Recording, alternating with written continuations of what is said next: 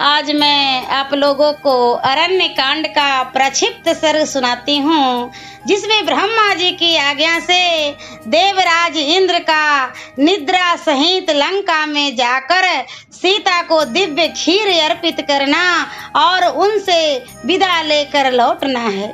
जब सीता का लंका में प्रवेश हो गया, तब पितामह ब्रह्मा जी ने संतुष्ट हुए देवराज से इस प्रकार कहा, देवराज, तीनों लोगों के हित और राक्षसों के विनाश के लिए दुरात्मा रावण ने सीता को लंका में पहुंचा दिया। पतिव्रता महाभागा जानकी सदा सुख में ही पली है। इस समय वे अपने पति के दर्शन से वंचित हो गई है और राक्षसियों से घिरी रहने के कारण सदा उन्हीं को अपने सामने देखती है। उनके हृदय में अपने पति के दर्शन की तीव्र लालसा बनी हुई है। लंकापुरी समुद्र के तट पर बसी हुई है। वहाँ रहती हुई सती साध्वी सीता का पता श्री रामचंद्र जी को कैसे लगेगा? सीता दुख के कारण नाना प्रकार की चिंताओं में डूबी रहती है। पति के लिए इस समय वे अत्यंत दुर्लभ हो गई है। प्राण यात्रा यानी भोजन नहीं करती है। अतः ऐसी दशा में निसंदेह वे अपने प्राणों को त्याग कर देगी। सीता के प्राणों का क्षय हो जाने पर हमारे उद्देश्य की सिद्धि में पुनः पूर्वत संदेह उपस्थित हो जाएगा। अतः तुम शीघ्र ही यहाँ आकर लंकापुरी में प्रवेश करके सुमुखी सीता से मिलो और उन्हें उत्तम हविष्य प्रदान करो। ब्रह्मा जी के ऐसा कहने पर पाक शासन भगवान इंद्र निद्रा को साथ लेकर रावण द्वारा पालित लंकापुरी में आए। वहां आकर इंद्र ने निद्रा से कहा, तुम राक्षसों को मोहित करो। इंद्र से ऐसी आज्ञा पाकर निद्रा देवी बहुत प्रसन्न हुई। देवताओं का कार्य सिद्ध करने के लिए उन्होंने राक्षसों को मोह यानी निद्रा में डाल दिया।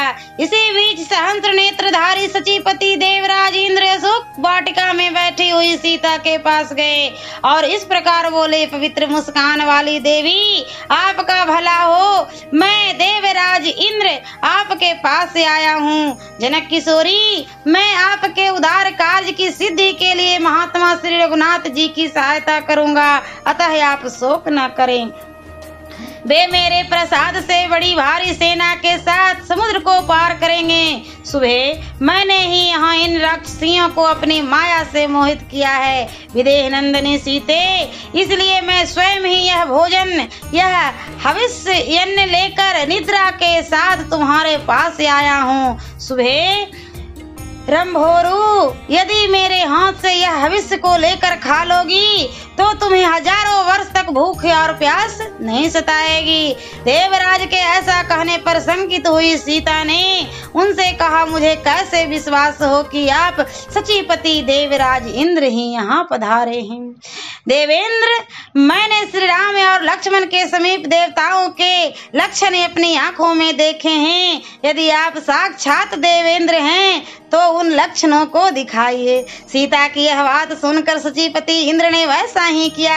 उन्होंने अपने पैरों से पृथ्वी का स्पर्श नहीं किया, आकाश में निराधार खड़े रहे। उनकी आंखों की पलकें नहीं गिरती थी। उन्होंने जो वस्त्र धारण किया था उस पर धूल का स्पर्श नहीं होता था। उनके कंठ में जो पुष्प माला थी उसके पुष्प कुमलाते नहीं थे। देवोचित लक्षणों से इंद्र को पहचान कर सीता बड़ी प्रसन्न हुई। वे भगवान श्री राम के लिए रोती हुई बोली, भगवान, सौभाग्य की बात है कि आज भाई सहित महाबाहु श्री राम का नाम मेरे कानों में पड़ा है। मेरे लिए जैसे मेरे ससुर महाराज दशरथ तथा पिता मिथिला नरेश जनक हैं, उसी रूप में मैं आज आपको देखती हूँ। मेरे पति आपके द्वारा स्नात है। देवेंद्र, आपकी आज्ञा से मैं यह पायस रूप हविष्य यानी दूध की बनी हुई खीर जिसे आपने दिया है खाऊंगी। यह रघुकुल की वृद्धि करने वाला हो। इंद्र के हाथ से उस खीर को लेकर उन पवित्र मुस्कान वाली मैथिली ने मन ही मन पहले उसे अपने श्री राम स्वामी श्री राम और देवर लक्ष्मण को निवेदन किया और इस प्रकार कहा, यदि मेरे महाबली स्वामी अपने भाई के साथ जीवित है तो यह भक्ति भाव से उन दोनों के लिए समर्पित है। इतना कहने के पश्चात उन्होंने स्वयं उस खीर को खा लिया। इस प्रकार उस हविष्य को खाकर सुंदर मुख वाली जानकी ने भूख प्यास को कष्ट को त्याग दिया और इंद्र के मुख से श्री राम तथा लक्ष्मण का समाचार पाकर वे जनक नंदिनी मन ही मन बहुत प्रसन्न हुई।